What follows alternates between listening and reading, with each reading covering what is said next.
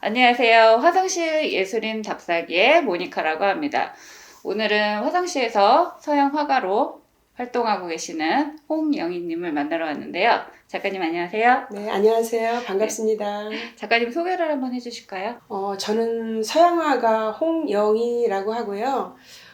저의 작업은 큰 주제로 저는 휴에 대해서 작업을 하고 있습니다. 그리고 저의 작품에는 길이 많이 등장을 해요. 빛의 길, 그래서 옐로우를 많이 쓰고 있고요. 항상 긍정적인 길, 그러니까 행복한 길, 평범한 일상에서 찾아가는 그 행복, 이런 것들을 주로 담고 있거든요. 제가 작업실 와서 처음에 딱 느낀 게 지금도 이 뒤에 보면 너무 밝은 색감의 예쁜 그림이 있거든요.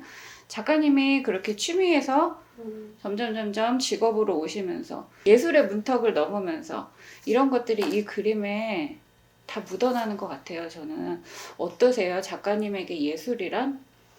너무 예술 그 두 글자에 그러니까 문턱을 높이면 저는 안 된다고 생각을 해요. 네. 저의 예술은 그냥 대중한테 쉽게 다가가고 예술가의 마음은 저는 작품에 배어난다고 생각을 하거든요. 실은 우리 삶이 조금 어두워요. 현실적으로는 코로나도 있고 미세먼지도 있고 이런 모든 것들이 약간 뒤덮였다고나 할까? 이런 현실에서 그러니까 저는 색이라는 게 주는 의미가 좀 크다고 생각을 하거든요.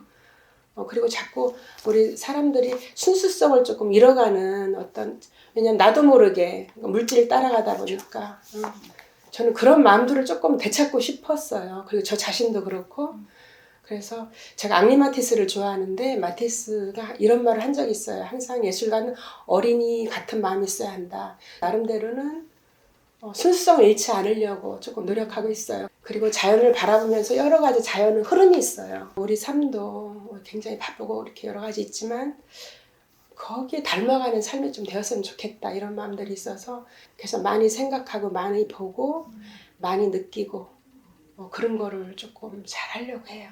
화성은 어떤가요? 어떠셨나요? 작가님 눈에 들어온 네, 화성은? 화성이 참 좋다. 그리고 이런 정도의 곳이라면 문화예술로도 많이 발전할 수 있고 또 많이 흡수해서 이렇게 시민들과 함께 공감할 수 있는, 공유할 수 있는 그런 배경도 되겠다. 어떤 나름대로는 그런 한번 생각을 해봤어요. 네. 관람객과 소통을 하는 게 작품이잖아요. 그렇죠. 작품을 했을 때 작가님이 기억에 남는 어떤 그런 소통? 관객과의 만남? 그런 게 있었을까요? 40대 후반, 50대 초반 아마 이 정도 관람객이었던 것 같아요. 오전에 왔다가 저를 만나기 위해서 다시 왔다 이렇게 말씀을 하세요. 그러면서 하시는 말씀이 제 작품을 보고 이렇게 바닥에 털썩 주저앉아서 울었다는 거예요. 제가 깜짝 놀랐어요. 그랬더니 그분이 이제 그때 현실에 좀 지친 삶이었기 때문에 아마 더 그랬던 것 같아요. 그러면서 작품을 보고 어머 나도 이런 마음이 있었지. 근데 이런 마음을 내가 그동안 잊고 살았구나. 이 그림을 보니까 내가 너무 이렇게 힘든 마음들이 좀 이렇게 위안을 받는 느낌이 들었다. 평화롭고 좀 평안이 찾아왔다. 그러면서 저한테 얘기를 하는 거예요. 한 분이었지만 굉장히 의미가 있다. 그리고 저 취지하고도 맞고 그래서 이 작품으로 계속 해도 되겠구나 이렇게 생각한 계기가 좀 되기도 했어요. 그때 경험이 좀 보람되기도 했어요. 네. 작가님 시선이 머무는 지점이 혹시 어떨까요? 자연을 봐도 어떤 건물을 봐도 위에서 내려다보기도 하고 옆에서 보기도 하고 앞에서 보기도 하고 여러 가지 그런 중첩된 시선으로 보기 때문에 그런 시선으로 작업을 하다 보니까 때로는 저런 작품도 나오고 멀리서 보는 것도 나오고 재미난 그리고 구도에 전 얽매이진 않아요. 내 구도를 어떻게 하겠다 이것보다 하면서 저는 길을 찾아가는 쪽이에요. 작업도. 제가 여행하면서 미지의 세계로 길을 찾듯 또 작품도 그래요. 내가 어떻게 하다 그렇게 안 나와요. 길을 찾아가는 거예요. 그러니까 여행도 미지의 길을 처음 가는 것이잖아요. 매일매일 설레지만 두렵기도 해요. 거기 찾아가는 어떤 작업도 마찬가지인 것 같아요. 그렇다면 이제 화성으로 오셔서 어떻게 보면 여기도 미지의 여행지가 될 수도 있다고 저는 생각이 들거든요. 이제 화성에서는 제가 그런 기회가 아직은 없어요. 없어서 그런 기회가 있다면 정말 갖고 싶고요. 제가 유럽 여행하면서 제가 굉장히 부러웠던 게 거기는 그냥 특히 예술 이런 것보다도 그냥 생활 속에 있어요. 그 선상에 저도 하나의 어떤 작가로서 서 있기 때문에 그런 간극을 조금이라도 저도 좁힐 수 있다면 이런 생각을 해요.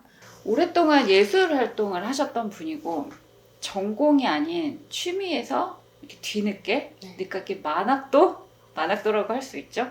그렇게 하신 분인데 사실 지금도 어딘가에서 그러신 분들이 굉장히 많을 거예요. 네. 가슴속에 자기의 예술적인 그런 욕망을 품고 하지만 또 일상에서 해야 될 것이 있기 때문에 좀 잠재되시는 분들 많을 텐데 그런 분들에게 어떤 이야기 들려주시고 싶은 거 혹시 있으실까요? 네, 있습니다. 진짜 그거는 진짜 중요한 얘기이기도 해요. 산을 좀 많이 다녔어요. 그전에 지금은 못 가지만. 근데 한 코스가 있는 게 아니에요. 그렇죠? 저는 인생도 그렇다고 생각을 해요. 근데 사람이 많이 다니는 코스로 가야 제가 낙오되지 않는다는 생각을 일반적으로 해요. 근데 실은 안 그래요. 사람들이 많이 안 다니는 코스로 가면 더 볼 게 많고 깨달을 게 저는 많은 것 같아요. 제 경험상. 남들이 안 본 것도 더 볼 수 있고 제가 어느 교수님한테 들은 말씀인데 천재는 그림을 끝까지 하는 사람이 천재다. 저는 이 말이 굉장히 좋았어요. 아무리 천재도 그림 그만두면 그냥 거기서 수덕인 거잖아요. 근데 천재가 아니라도 특별히 재능 없더라도 끝까지 자기 인생 끌고 가는 그 천재 아니겠어요.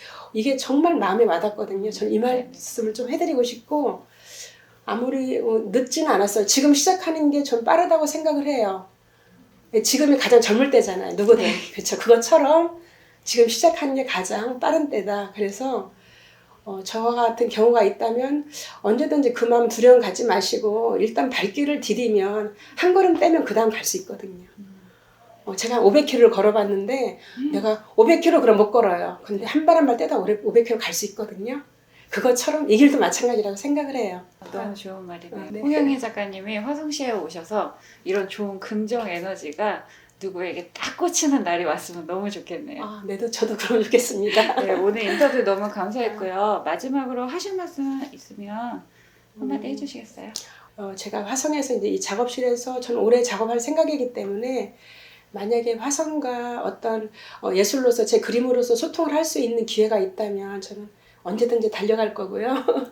어느 곳이든 네, 저는 문턱을 낮추고 싶다고 했으니까 그래서 그런 기회를 조금 만나고 싶고 그리고 화성 시민들과도 제 작품과 좀 소통을 조금 더 치밀하게 좀 하고 싶고 공감하고 싶고 또 얘기도 하고 싶고 그림에 대해서 좀 그렇습니다. 알겠습니다. 네, 그런 날을 기대해 봅니다. 네, 오늘 인터뷰에 응해주셔서 너무 감사합니다. 네, 고맙습니다. 감사합니다.